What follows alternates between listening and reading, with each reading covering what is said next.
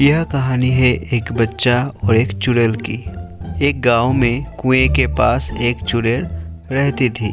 उसी गांव में एक किसान अपने पत्नी और बच्चे के साथ रहता था। एक दिन वो बच्चा और उसकी माँ उसी कुएं के पास गए और फिर अचानक से वो कुएं वाली चुड़ैल उनके सामने प्रकट हो गई। चुड़ैल बहुत ही गुस्से में कहा कि यहाँ क्यों आए हो, ये मेरा कुआं है, यहाँ से जल्दी निकल जाओ वरना बहुत ही बुरा होगा।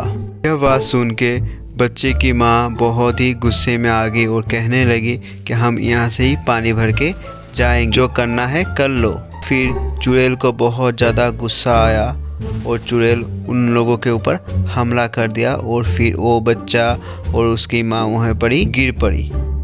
एक दिन किसान अपने पत्नी और बच्चे के साथ खेत पर काम कर रहा था और फिर बच्चे ने देखा कि अचानक वहाँ पर चुड़ैल प्रकट हो गई और उनसे कहने लगी कि ये मेरा खेत है, यहाँ से निकल जाओ वरना बहुत ही बुरा होगा। चुड़ैल की बात सुनकर बच्चा बहुत ही निराश था। उसके पिता से कहने लगा कि पिताजी, हमें कैसे छुटकारा मिलेगा इस चुड़ैल आंटी से।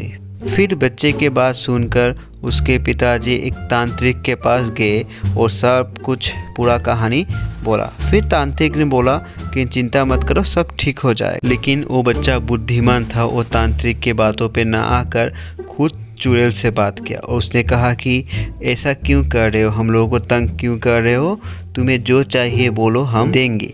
फिर चुड़ैल ने बच्चे से कहा कि जो मैं मांगूंगा वो दोगे तो चलो मेरे साथ। फिर बच्चे के साथ वो वही कुएं पर गई जहाँ पर वो पहले मिली थी और चुड़ैल ने कहा कि ये मेरा घर है, जैसे आपका घर है वैसे ही मेरा घर है ये कुआं, मैं अपने बच्चे के साथ रहता हूँ, तो कोई भी यहाँ पर आए मुझे तंग करे मुझे बिल्कुल पसंद नहीं।